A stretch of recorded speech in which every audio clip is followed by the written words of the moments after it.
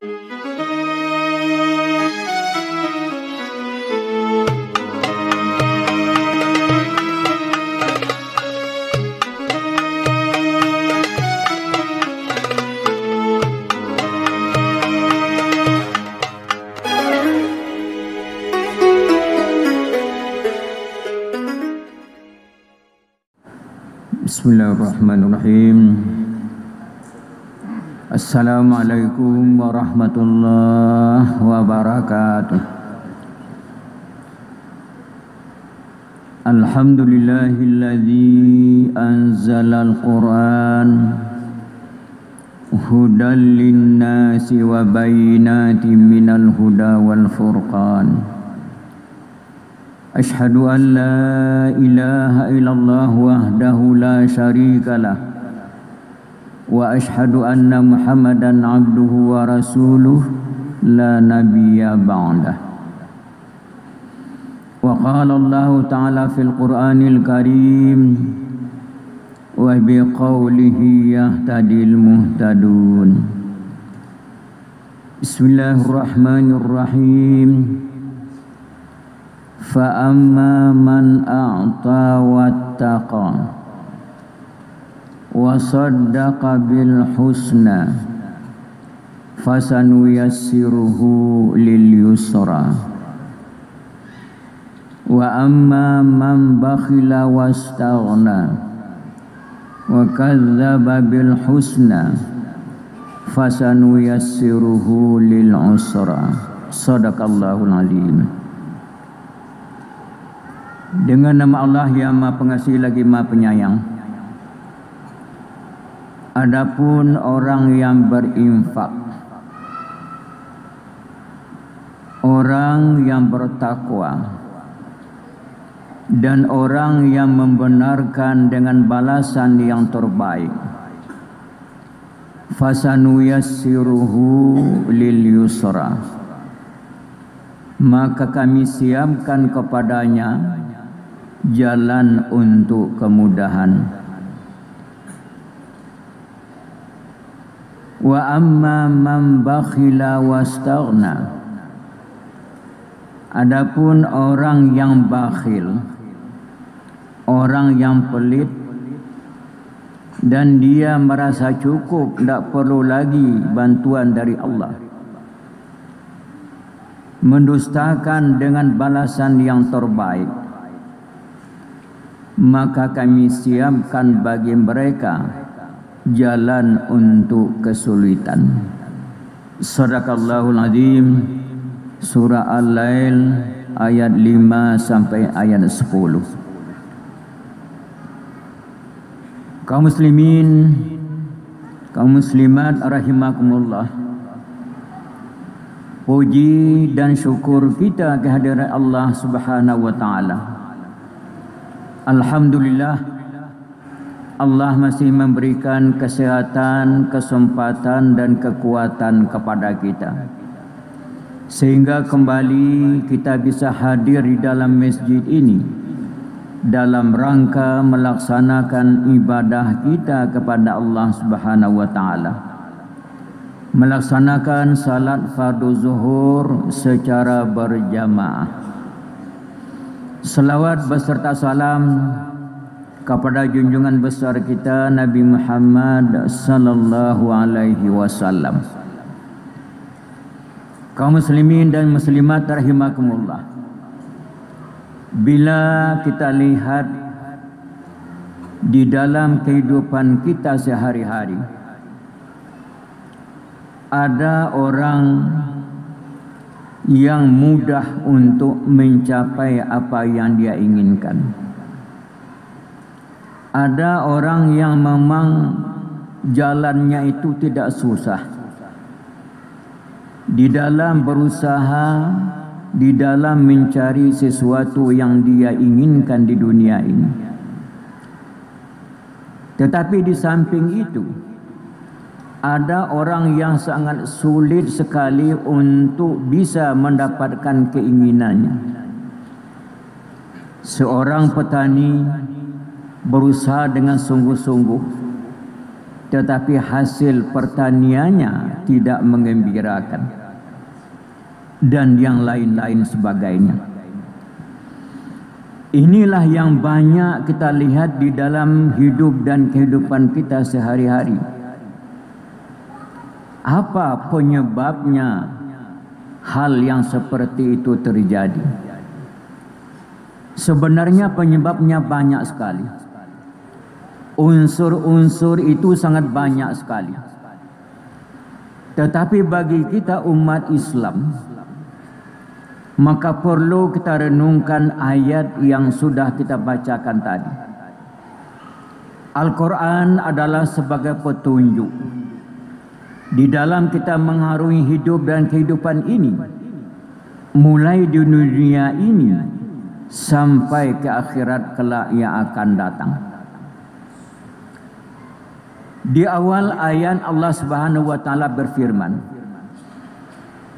fa amma man a'ta, adapun orang yang berinfak, orang yang bersedekah, orang yang membantu orang lain karena Allah. Ini adalah syarat yang utama yang dijelaskan oleh Allah di dalam ayat ini. Bapak Ibu yang kami hormati, orang yang berinfak fi sabilillah dengan semata-mata niat karena mencari keridaan Allah, maka Allah akan membalasinya. Kita lihat salah satu ayat di dalam Al-Quran, ayat 261 surah Al-Baqarah. Di sana Allah menjelaskan kepada kita semuanya. Bismillahirrahmanirrahim. Masalul ladzina yunfiquna amwalahum fi sabilillah kamasali habbatin ambatat sab'a sanabila fi kulli sumbulatin mi'atu habbah wallahu yudha'ifu liman yasha wallahu wasi'un alim. Perumpamaan kata Allah, orang yang menafkahkan hartanya fi sabilillah kamasali habbah, seperti satu biji yang ditanamkan, kemudian biji ini menumbuhkan 7 tangkai. Setiap tangkai akan membuahkan 100 biji. Artinya apa? Satu biji yang ditanam itu akan menghasilkan 700 biji. Inilah yang digambarkan oleh Allah di dalam ayat ini. Maka oleh sebab itu, orang yang betul-betul memahami makna infak di dalam agama kita, maka dia akan selalu berusaha berinfak, bersedekah fi sabilillah itu. Bukan hanya waktu dia kaya saja, tetapi waktu dia pas-pasan barangkali untuk kebutuhan pokoknya, namun dia juga tetap berinfak fi sabilillah. Maka oleh sebab itu Allah mengatakan, alladzina yunfiquna fis sarra'i wad dharra. Di antara ciri orang yang bertakwa itu kata Allah ialah orang yang selalu berinfak fi sabilillah, baik sewaktu dia kaya ataupun juga sewaktu dia miskin. Inilah agama kita memberikan gambaran begitu besarnya pahala dari orang yang berinfak fi sabilillah. Ini adalah syarat utama yang dijelaskan oleh Allah di dalam ayat ini. Kemudian yang kedua ialah wattaqau, ialah orang yang bertakwa. Inti dari orang yang bertakwa itu ialah orang yang mengikuti semua yang diperintahkan di dalam agama dan meninggalkan semua yang dilarang dalam agama. Inilah inti dari takwa itu. Jadi artinya apa? Orang yang menjalankan syariat agama secara utuh, itulah orang yang bertakwa kepada Allah Subhanahu wa taala. Ini adalah merupakan syarat yang kedua yang dijelaskan oleh Allah di dalam ayat yang kita bacakan tadi. Yang ketiga ialah orang yang membenarkan dengan balasan yang terbaik. Apa itu? Adalah surga bagi orang yang bertakwa kepada Allah. Orang yang menjalankan perintah Allah dengan sebaik-baiknya. Orang yang meninggalkan semua yang dilarang di dalam syariat agama ini, maka dia akan mendapatkan pahala yang luar biasa. Apa pahalanya yang paling utama? Adalah masuknya orang itu ke dalam surga. Dan ini adalah satu keyakinan bagi orang muslim, bahwa balasan sesuatu yang baik adalah lebih baik lagi dari apa yang dikerjakannya itu. Kaum muslimin, ibu-ibu yang kami hormati dan bapak-bapak, kemudian ayat berikutnya tadi ialah fasanuyassiruhu lil yusra. Kalau seseorang telah bersifat dengan sifat yang seperti ini, dia selalu berinfak fi sabilillah, dia selalu menjunjung tinggi mempraktikkan, mengamalkan ketakwaan di dalam dirinya, dan dia meyakini bahawa balasan nanti yang teramat baik yang dijanjikan oleh Allah Subhanahu wa taala adalah masuk ke dalam surganya Allah. Maka orang itulah yang dijanjikan oleh Allah Subhanahu wa taala akan mendapatkan jalan kemudahan di dalam kehidupan ini. Bapak Ibu yang kami hormati, oleh sebab itu marilah sekali-sekali kita merenungkan di dalam kehidupan kita, bagaimana sejarah kehidupan kita yang sudah kita lalui, dan di mana kekurangan kita yang bisa untuk merenungkan kekurangan kita itu adalah pribadi kita masing-masing.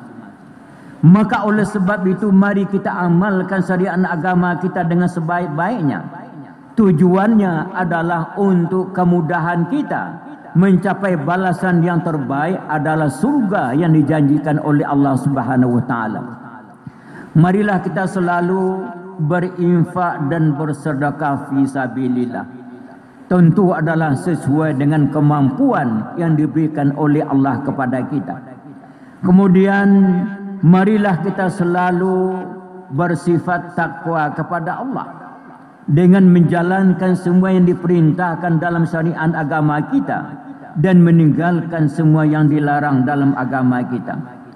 Kemudian yang ketiga ialah mari kita tanamkan keyakinan dalam hati kita bahawa setiap perbuatan baik yang kita lakukan, kalau itu dengan niat ikhlas semata karena Allah, Allah menjanjikan kepada orang itu adalah balasannya surga kelak di hari akhirat kelak yang akan datang. Maka inilah orang-orang yang dijanjikan oleh Allah akan diberi kemudahan di dalam menggapai kehidupan ini, mulai di dunia ini apalagi di akhirat kelak yang akan datang. Bapak Ibu yang kami hormati, inilah sedikit yang kita sampaikan pada siang hari ini.